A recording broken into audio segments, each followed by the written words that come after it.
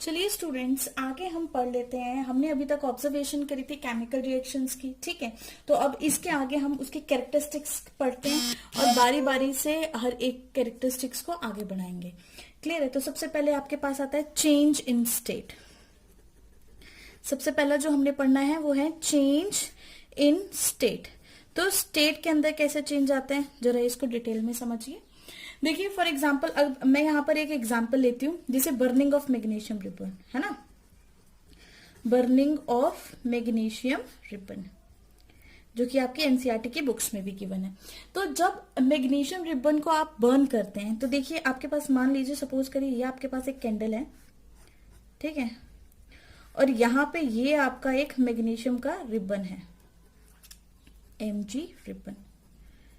ये आपका मैग्नीशियम का रिबन है। हमने ये अज्यूम किया कि ये कैंडल है, ये मैग्नीशियम का रिबन है। अब जब इस मैग्नीशियम का रिबन को आप इस फ्लेम के पास लेके आएंगे तो मैग्नीशियम जो है वो रिएक्ट करता है O2 के साथ, ठीक है, क्योंकि यहाँ पे एटमॉस्फेयर में तो एयर प्रेजेंट है। एयर का मतलब क्या हुआ? ऑक्सीजन, है ना। और ऑक्सीजन क्या करेगा? ऑक्सीजन उसको हेल्प करेगा बर्न होने में। किसमें हेल्प करेगा? बर्निंग में, बर्न होने में हेल्प करेगा। तो मैग्नीशियम पे जब आपने ऑक्सीजन डाला तो यहाँ पर जो मैग्नीशियम आपने रिबन फॉर्म में लिया, इसका मतलब मैग्नीशियम तो सॉलिड है बेटा, ठीक है। ऑक्सीजन आपने एयर में से लिए तो एयर में तो गैसेस फॉर्म में प्रेजेंट है, तो ऑक्सीजन तो गैसेस फॉर्म में।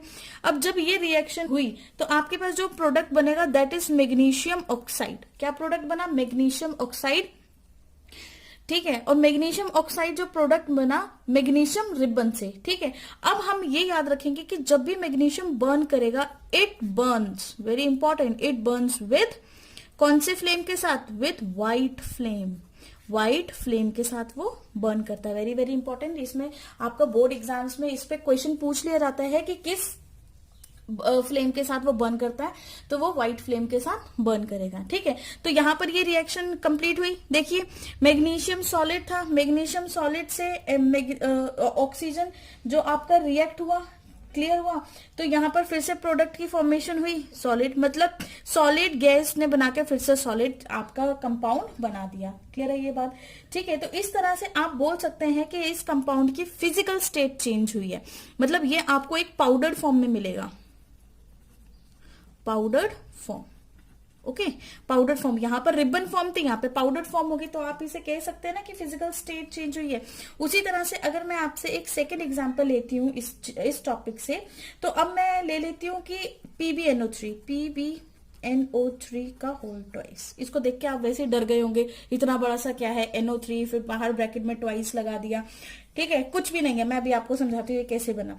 PbNO3 की जब आपने रिएक्शन करवाई पोटेशियम आयोडाइड के साथ, Ki इज पोटेशियम आयोडाइड, तो यहां पर जो आपने रिएक्शन में देखा जो प्रोडक्ट बनेगा वो बनेगा PbI2, ठीक है, PbI2।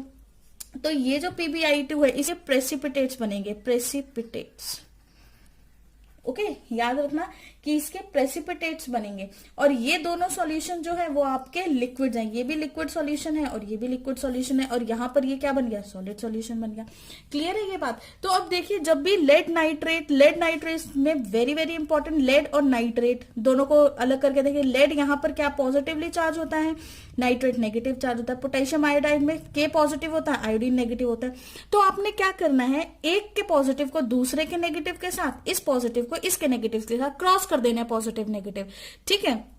तो अब देखिए, इसका पॉजिटिव था, उसका नेगेटिव लेंगे तो क्या बना? PbI2। अब आप सोच रहे होंगे कि यहाँ पे I2 कैसे हुआ, तो बेटा देखिए जो लेड है यहाँ पे, इसके ऊपर जो चार्ज प्रेजेंट है वो है 2+2, ठीक है।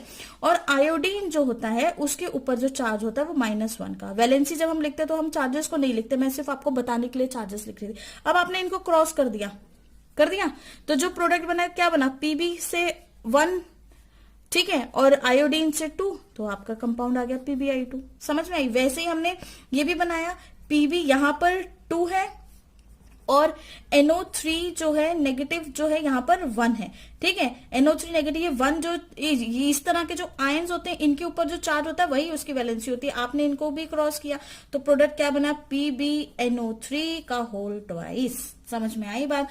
तो इसकी रिएक्शन जब आपने Ki के साथ करवा दी तो आपके पास ये PbI2 बन जाएगा, और जब ये आपके पास PbI2 बनेगा तो ये येलो कलर के प्रेसिपिटेट्स आएंगे इसमें, ठीक है, जो कि वेरी वेरी इंपॉर्टेंट है आपके लिए।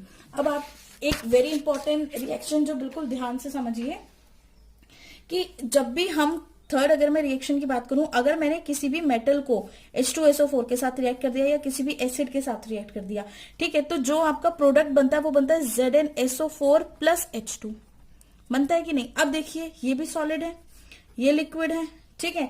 यहाँ पर जो आपके पास जिंक सल्फेट बनेगा वो भी लिक्विड बनेगा, और जो ये बनेगी ये गैसेस बनेगी। तो यहाँ पर भी स्टेट चेंज होगी, सॉलिड लिक्विड लिक्विड गैस, ठीक है। तो यहाँ पर भी, यहाँ इस केस में भी जिंक सॉलिड था, H2SO4 लिक्विड है, तो ZnSO4 लिक्विड बना प्लस H2 गैस बनी। तो इस केस के अंदर भी होगा क्या कि आपकी जो रिएक्शन है वो फर्दर प्रोसीड हो जाएगी, ठीक है। मतलब यहाँ पर भी जिंक के ऊपर +2 चार्ज होता है, यहां पर भी जिंक जो है आपके पास उसके ऊपर +2 चार्ज होता है। वेरी इंपॉर्टेंट, ये आपको याद रखना है। H2SO4 कैसे ब्रेक करेगा बेटा जी? H2SO4 ऐसे ब्रेक करता है, देखिए H पॉजिटिव प्लस SO4 पे पावर 2 नेगेटिव, ठीक है।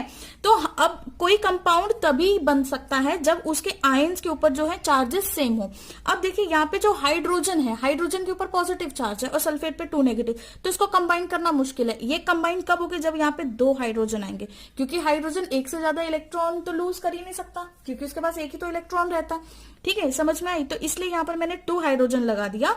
हमने पावर 2 नहीं लगाएंगे, हमने आयंस लिए हाइड्रोजन के और सल्फेट के साथ। तो जब इसका मतलब 2 हाइड्रोजन मतलब 2 पॉजिटिव, ये दोनों कंबाइन करके H2SO4 बनाएंगे, ठीक है। तो अब देखिए यहाँ पे ZnSO4 और SO4 ये पॉजिटिव है, यहाँ पे याद रखना ये पॉजिटिव है, यहाँ पर H2SO4 पॉजिटिव है और SO4 नेगेटिव है। तो इसका पॉजिटिव नेगेटिव कंबाइन हो गया, और जो बचा वो क्या बचा? 2 हाइड्रोजन, तो वो डाई एटॉमिक फॉर्म में, गैस की फॉर्म में रिलीज हो गया, ठीक है।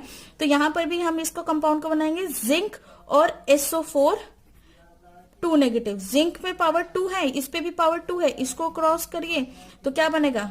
Zn2 SO4 का होल 2, ठीक है। ये दोनों सेम सेम हो गए, इन दोनों को कैंसिल करेंगे तो आपका जो प्रोडक्ट आएगा वो क्या आएगा?